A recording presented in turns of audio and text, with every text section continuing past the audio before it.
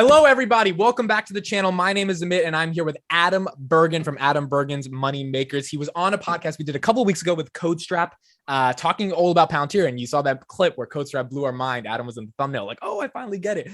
So it was awesome to have him on. Adam, thank you for being on. Adam does a lot of content around Palantir. He has a very sizable position, more than most of the YouTubers that talk about Palantir. So we're going to be excited today to dive into Alex Karp's recent interview at the WEF forum that he just did, and we're going to be reacting to Palantir Vision. Jackson, shout out to him. He did a super cut of it. We're going to be reacting to that and giving our thoughts and analysis. Adam, how have you been, and are you excited to kind of get into this new Palantir stuff? We've seen a lot of Palantir content over the past week. Yeah, I'm super excited. I'm excited to see where this thing is going to take off once our market recovers after this recession. And I'm not saying that we're out of the woods yet, because we're not even close, but it is nice to get 10% up this last week and get a little bit of ability to breathe. I think I'm excited with all the partnerships, and I think these seeds are gonna bear fruit a little bit later. Absolutely. And they've been definitely making some noise. And the reason they've been making some noise is because they are trying to get things done, especially given this environment where growth stocks are in the gutter. They're trying to prove to the world, like, look, our stock probably shouldn't be in the gutter because we're actually doing some cool stuff. So we're going to get into this interview. Alex Karp's message to shareholders, May 2022 World Economic Forum. Shout out again to Jackson from Palantir Vision. I'll just pause it in between. Adam, if you want to pause it, just be like, yo, pause that. And then we'll discuss as it goes. Let's rock and roll. Get the negative ratings from all my answers. Nothing like the warm welcome of a protest to wake you up in the morning for a year to clarify your views, and that clarified our views. You know, there's always been this thing about Palantir, which is partly understandable, like shadowy company. It works with intelligence services and lots of industry. And there's an easy answer to what we do, which is like, we're a data integration platform, which provides software that's actually operational. But the truth is, the real answer involves which product you're buying. If you're buying the Intel product, which has kept, in all modesty, Europe and many other Western countries and some non-Western countries largely safe from terrorism, with the help of some people maybe potentially in this room, by providing a platform where you can find terrorists and organized crime while protecting civil liberties. That's one thing we do. That's what we became famous for. That's a very well-known product, especially used in highly regulated Europe. We have a number of products we built, and we're in the actual shadow world of the military that we mostly have not talked about. Products that for special operators, so they can map their operations, so they can share their data, so they can get data from space, so that they come home alive and well, and occasionally other people don't. We built a commercial product that first failed, and we built a second commercial product. If you're COVID vaccinated in an English-speaking country, America and England most notably, you got your vaccine because it was distributed in Foundry. It was also... That right there is kind of wild, right? Like, he said, if you got a vaccine in England or America, you got it because of the software we created to help you distribute it. So I was going to actually tell you to stop at that point in time too. I literally pointed on the screen. I think he's been saying this more and more recently. That's not the first time he mentioned it. Like in the last couple of weeks, like last 2 weeks, he said it. As a matter of fact, in the Davos interview with CNBC, if I'm not mistaken, he was saying it too, that the analysts that are talking shit about them, he's like, you probably got a COVID vaccine. That's because of us. A lot of people don't know what Palantir was able to do. They took millions upon millions, probably hundreds of millions of data points, and were able to distribute all of the PPP equipment, all of the shots, and coordinate between all the different vaccine manufacturers, not only in the United States, but also in Europe, specifically in the UK. And people might be like, oh man, the vaccine distribution is bullshit, or it didn't really work out. But in reality, it really did save lives. Now it's easy. Now it's a thing of the past almost. But at the time, we needed help, and Palantir was there to help us. Yeah, and the NHS literally gave them a $34 million contract because of like the couple of months of work they did in terms of distributing vaccine in the UK. So it's interesting. He's getting more vocal about it, a little bit more like, hey, like, y'all keep talking all this stuff, but y'all don't really know what we've been able to do. Second of all, do you like the purple? Yeah, I was going to say the same thing. So you think he did it? I do. You think he strategically wore that as a nice, calming, keen color? Yeah, bro. Like, people, like, when you're a CEO of that magnitude, like, everything matters. I'm sure they've got some people in the back saying, this is a nice color on you that makes you feel warm and delightful. Yeah, probably. And the PPP distribution, they're working on that 300 million plus contract right now with the NHS, right? If I'm not mistaken, that's going to be Yeah. announced in June. Yeah. What do you be think big. is gonna What do you think is gonna happen if we get that contract? I mean, that's over 300 million, like 330 million, if I'm not mistaken, in US money. Yeah, I mean, I think it would be amazing primarily because like the money is great, but like for Palantir to be the central operating system of an entire country's healthcare system, because their healthcare is nationalized, from the data to the AI, shipping, logistics, all of that stuff for one country. I mean, that's a big deal. That's a big precedent set. To tell me that that company is not going to be more valuable 5-6 years from now when they're managing an entire company's infrastructure for healthcare, I think that's big. And then 330 million, I don't know how they're going to piece that out through the quarters of the revenue, but if they put that in one quarter, I mean, obviously it's probably a multi-year deal, but like that could definitely size up the government. So I wanted just a lot of people to realize what's happening with Palantir, how they get these small contracts that are worth, $6.5 million on average. I think that's actually up to $10 million on average, Palantir contract. And a lot of companies or governments start using Palantir for just a small piece, like the NHS for PPP. All of a sudden, they want to digitize their entire platform. So a lot of people are going to say, Adam, Amit, well, that doesn't really show you anything. That's just, a lucky hit. And to this, I would say, didn't they just sign up a global expansion deal with Stellantis to digitize everything, their offices, their plants, their distribution? And they were using them before on a small scale. And let's connect the dots. Stellantis deal, one day after Stellantis announces a $2.5 billion EV plant that they're building in Indiana. Why would they announce the Palantir deal right after? Obviously, Palantir is helping them, right? Yeah. And obviously, they also want the clout of the Palantir name. But so for anybody watching, Palantir starts small, but they expand exponentially. So just give them time, guys. Yeah, and I mean, building an EV plant and managing the data required to make EV vehicles is not easy. And Palantir has shown they've been able to work with EV companies like Wejo and Tritium and things like that of that nature. So let's see what happens. All right, let's get back into it. The product that powers Airbus, powers a lot of activities at Credit Suisse, heavy industry. And then we have a bunch of products that are kind of Germanic. You have to be highly technical to understand why you need them, like Apollo, which allows you to work on-prem as if you were working off-prem and provide preventive maintenance to your software, that are very hard to understand, but actually power your life. And that all comes under the rubric of a company we're not particularly communicative. And so we get this reputation of being a little bit in the shadow of the night. And some of that sometimes justified, sometimes it's not. The US spending on military is about $800 billion. Russian spending on military is about 65 billion.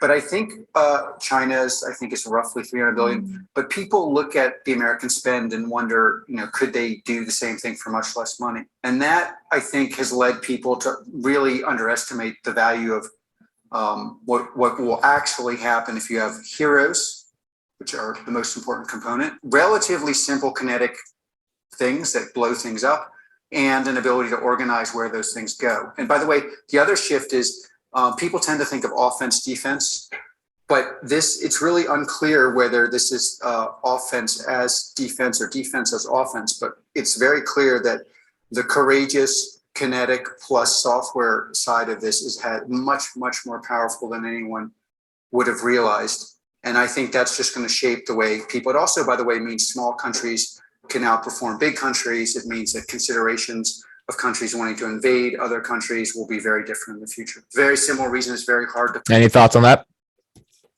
Yeah. So first thing, the Russian spending, 65 billion. The reason why Russia is falling apart and they're not able to take over Ukraine as easy as everyone expected, right? All the news, Russia, everybody thought Russia was going to take over Ukraine, like legally split. The people that didn't think Russia was going to take over Ukraine is actually Palantir. And this is my own theory, and I can't, put it together. First, two reasons. Number one, $65 billion of Russian spending is actually around $10 billion of Russian spending, and 55 billion goes into people's pockets. Anybody from Russia understands this. I speak Russian fluently. I've been there. You're Russian, right?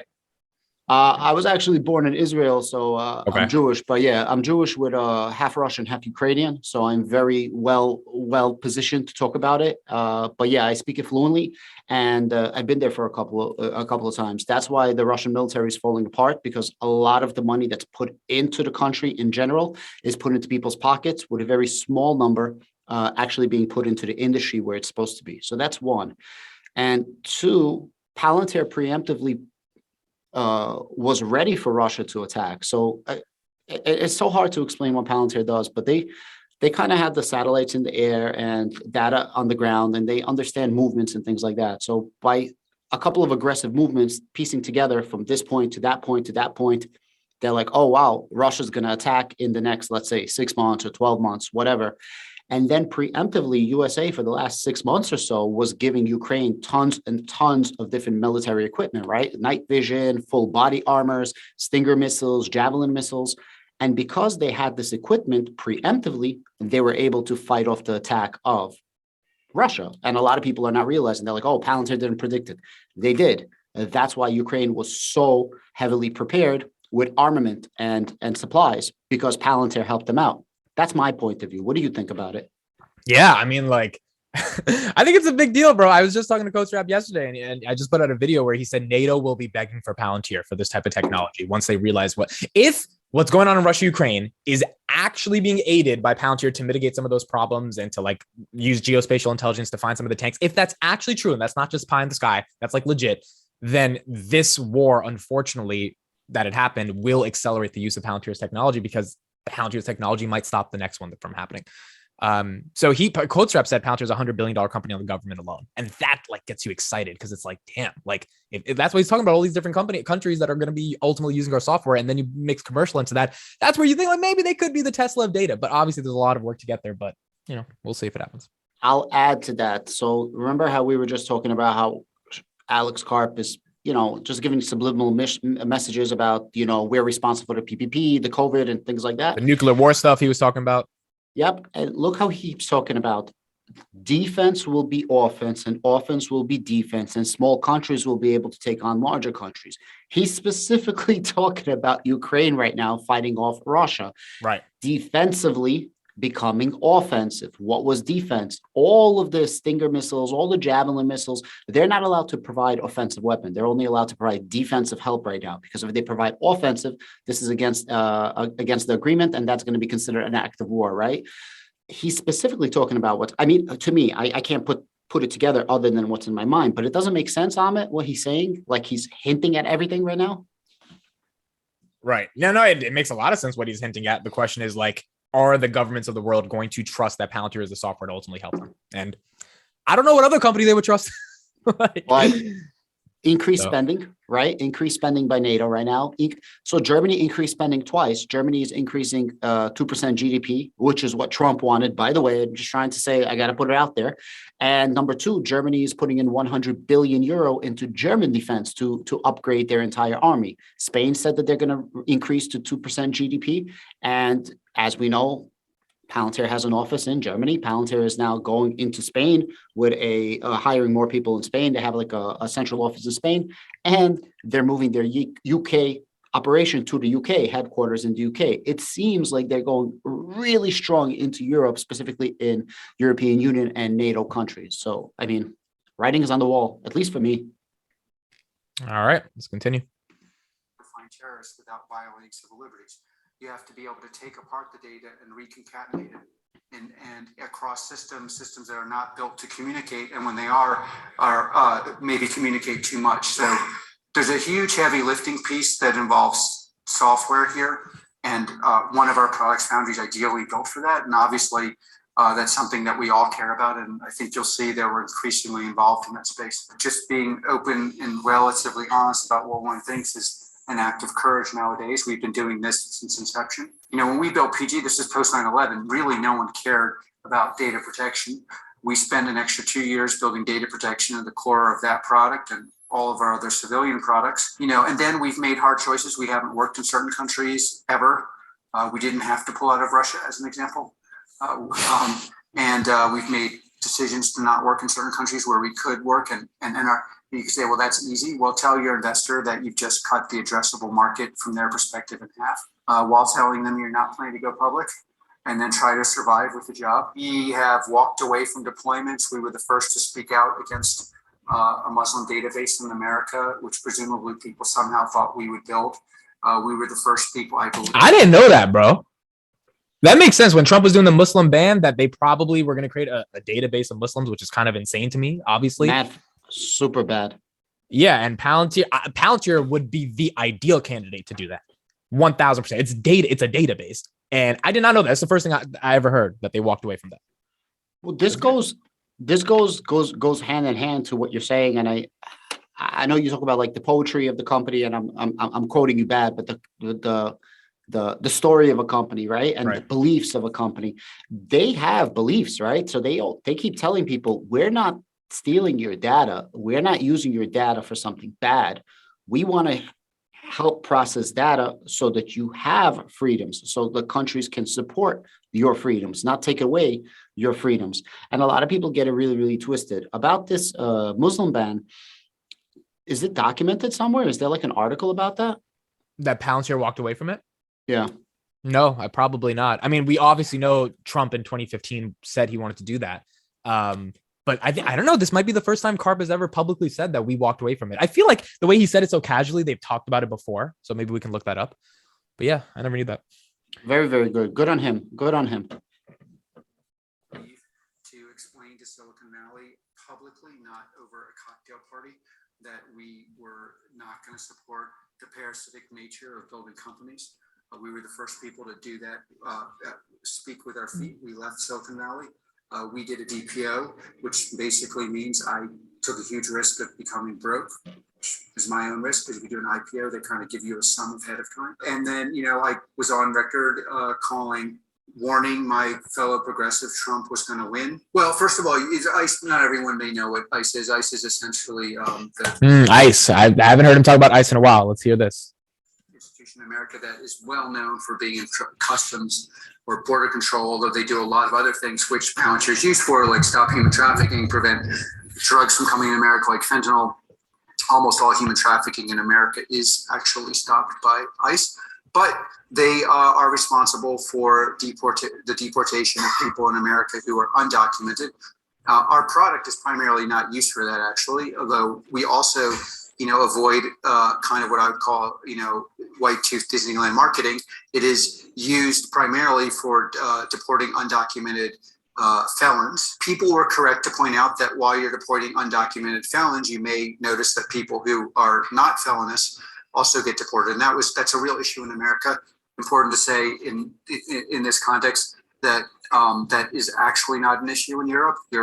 Germany, as an example, quite happily and according with the law, does deport you if you're in the country without a visa. I lived in the country in Germany with a visa for many years, but that was a very important, difficult issue. But it was also, quite frankly, much more difficult because, of course, they were using our software for the same thing under President Obama and currently under President Biden.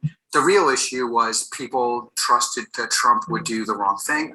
And then there's a real question of, if you're in conformity with the law, but the actor is someone you don't trust, is the law still the law? That was the core issue. And lots of Palantirians were either unhappy with the fact that we didn't back down, or quite frankly, unhappy with the fact that they, like me, were being protested every day. It was a hard decision. I'm glad we didn't back away. I would say part of the reason we didn't back away, though, is because Silicon Valley has every excuse for never backing forward. Like, there's always a reason in Silicon Valley why Silicon Valley cannot help the West, cannot help America, can't help your governments, but can export the highest quality revenue to their company and get a 50 multiple on it and capture a lot of personal value. So the ICE stuff, I analyzed this a while back because this was one of the troubling things about investing in Palantir. I was like, are these guys really taking little kids away from their parents? Like, what's going on here? It was something I was trying to understand and wrap my head around. And it takes a lot of research to understand this stuff. And then you realize, wait a second, Palantir is being used by the Department of Defense, the Department of Homeland Security. ICE is a division in that, and then there are multiple subsidiaries within ICE. It's not just immigration. There's a lot of other stuff involved with it, like he's talking about human trafficking, drug trafficking, fentanyl, all that stuff. So Palantir is being used there. So that's number one. It's like, okay, that makes sense. That's good. Number two, Obama, Biden, Trump, all of them are using the same software for immigration reforms. People don't know Obama deported more people than Trump. Like especially I think within those first 4 years, like immigration was not just going crazy under Trump. It was happening under Obama. The Trump stuff and the angle I think Karp is getting at is like, we have chosen to side with the American government and for the West. The American government has a law. That law says let's deport immigrants in an unlawful, or if they come here illegally. At that point, that the law is the law. And Palantir in 2017, if they said, yeah, but we don't like how Trump's going about it, and we don't like all the Vice media articles coming out and how they're framing it in a certain way, which by the way could be correct as well. If they walked away from that, I think his larger point is the hypocrisy in the nature of our company for governments to actually trust us when the law is the law. That, by the way, millions of Americans voted for that law. For a company to be just apolitical on that, and or company to not be apolitical on that and have an agenda there makes no sense, especially when they were working with the Democratic administrations that were doing the exact same thing. It's just with a Republican administration, it gets more polarized.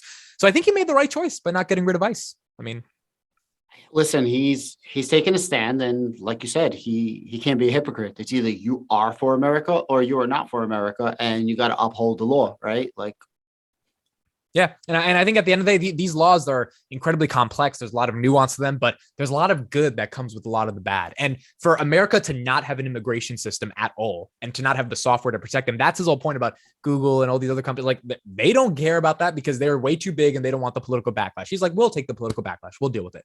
And I think if you're an investor in Palantir, you have to be ready to deal with that, but also understand the logic for why this guy truly is a visionary in the context of taking that political backlash, because he just doesn't care about how the rest of the world reacts to it. I believe that, I obviously understood and understand that America is like any large institution and it needs to be critiqued. But in general, I believe that, the West in general, America as well, play a crucial role in peace and well-being. I think current events kind of show that bias to be largely correct. I talked to a number of people at Palantir. There was a little, of course, back and forth of information. And I realized again what I had realized before. You're much loved and revered in this company. You also feared in this company. The feared part, I don't know who you talked to, but I know you can, you can, yeah. The revered part, maybe not with the people present, but like maybe you're very close in the sense that, for example, you do Tai Chi classes at Palantir headquarters and other things. And yet you also seem at times aloof and far away. So I was wondering, what kind of a leader, what kind of a boss are you? I paid my bills for a number of years writing papers on Freud and because I was basically philosophy is coming in, trying to be an academic in Germany. So I always wonder, like, when you ask the person, what kind of person are you? Even if they're not trying to lie, like, do you get an actor?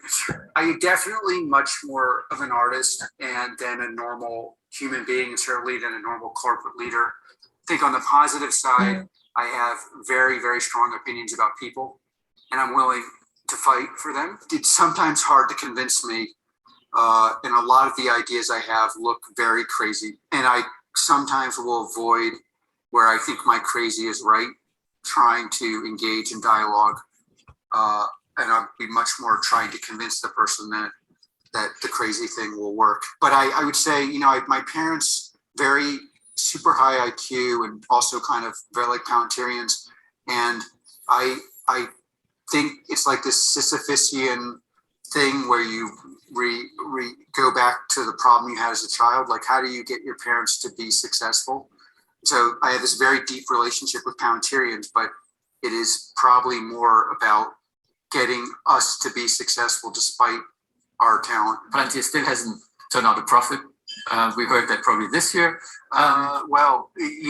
Finance people love splitting hairs, but we made money. It's just we comp our people fairly, and if you deduct the comp. But if you're running if you were a lemonade stand, you would have made $424 million in lemonade profits. All right. You can't use the P word.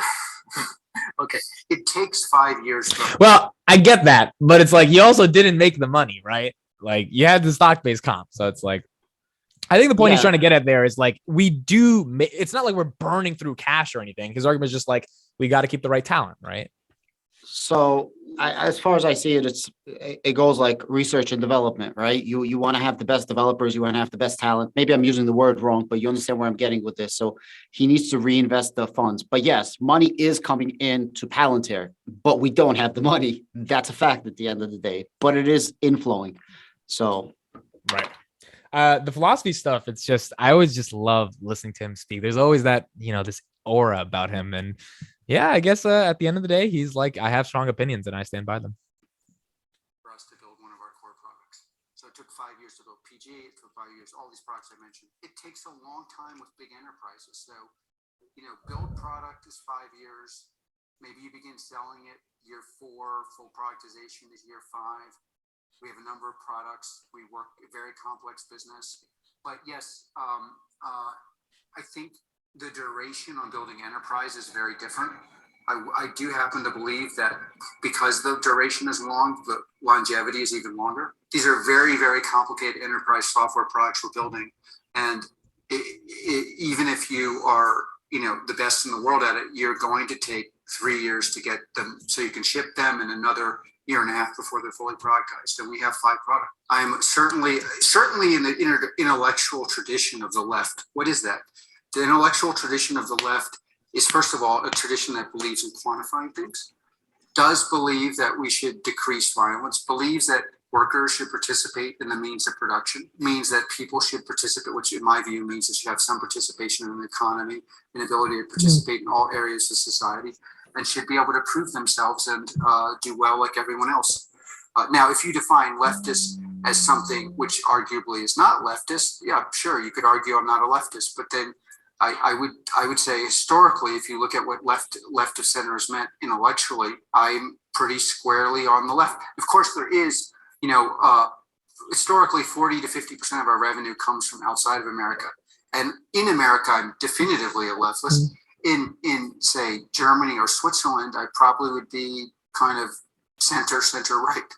But then center right people in Switzerland and in Germany see as it as given that poor people will be well educated, that older poor people will be taken care of, that everyone has a pair of teeth in the front of their mouth.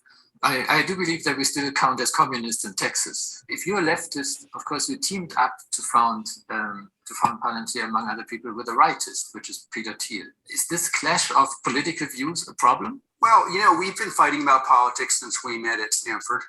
I always think that these things are a problem if there's some kind of surprise, or if you're committed to only having friends that agree with you. So we always disagreed politically. We still disagree on a lot of issues politically. We do, in my opinion, seem to have somewhat similar view of what it means to build a business, what a successful business will look like, and very things that are perhaps more ephemeral but more relevant to our business. And the fact that we don't agree politically, it's kind of refreshing. You can have similar assumptions and a different interpretation of those assumptions. Now, we don't always have similar assumptions, but there is, like in this Venn diagram, an overlap of assumptions. There's often not an overlap of conclusions in the political realm, and a pretty healthy discourse on the business side. Although I would say, Steph and Peter and I have made a formidable team in the last couple of years, and both of them I view as good friends. It's very easy if you're maybe like me and you're not highly tax optimizing. Like my hobbies are cross country skiing, Tai Chi. How many pairs of cross country skis can I buy? But how many teachers can you buy? I mean, you can make it expensive and less expensive, right? Yeah, but no matter how creative you are, I can afford my cross country ski. It's happy to hear it. But I think the key thing, that's why I think software is so crucial. Part of the instability of the West is a legitimation crisis, to quote Fort Thames' term. The average person does not know what they're getting from their institutions, and to the extent they know, they're not happy. You change that, and by the way, change it doesn't mean finding terrorists without data protection. It means finding terrorists with data protection. It doesn't mean fighting wars because you can win. It means being so strong no one fights with you. That you get citizens who are happier, more peaceful, and more tolerant. And that's just, that's a better way for all of us to live. Thank you very much for this. This is what I mean by the philosophy of Palantir. I mean, the way he's talking about these things, but the entire, like the nature of being so powerful, people don't fight with you at the intersection of data protection and civil liberties. It's not stuff that's going to get people excited like an electric car or an iPhone does. It's just not. But like, if you're in the know and it still has the potential to become a very big company, and you got to vibe with that in while it's not a big company, and believe in that philosophy essentially in order to ride it up to the mountaintops. But it's interesting to see if that philosophy could ever get to the masses. Could retail ever fully, go behind that like they do with Tesla? Bro, the way I see it, philosophy is great, but I want to just take out a key. You good? I'm good. Yeah. I want to take out a key thing from what he just talked about. You want to be so strong that nobody wants to fight you, as opposed to so strong that you can win against everybody. Being so strong that nobody wants to fight you means that you're spending more money to keep that up. Once you go to war, there's a possibility you're going to lose. So all the time, just spend more money to make yourself that much better. What does that mean? More money is going to flow in to Palantir, where I'm hoping they're going to become the sixth prime, software prime, I'm sure, like you are. And it's very interesting what he said about, we're not building products, we're building enterprises. And an enterprise against a product is a project against a product, right? And project or enterprise is many different products put together to build something bigger, right? Many pillars to build something. And to go back, and I know you were talking about it with CodeStrap about this Microsoft, that they're building their data intelligence thing, and just to touch on it really fast, that's the difference. Right there is exactly the difference. Microsoft just built a business intelligence software, basically. Not data a mesh. No. We're gonna leave this in. No, don't leave this in. We're gonna leave it in. All right, leave it in. So Microsoft is building a product for Microsoft that keeps everything internal for Microsoft to make Microsoft better. Yes. Palantir is building an enterprise and a project that allows you to take your products, many different products, and interact with different platforms. And that's the difference in a nutshell between a product and a project.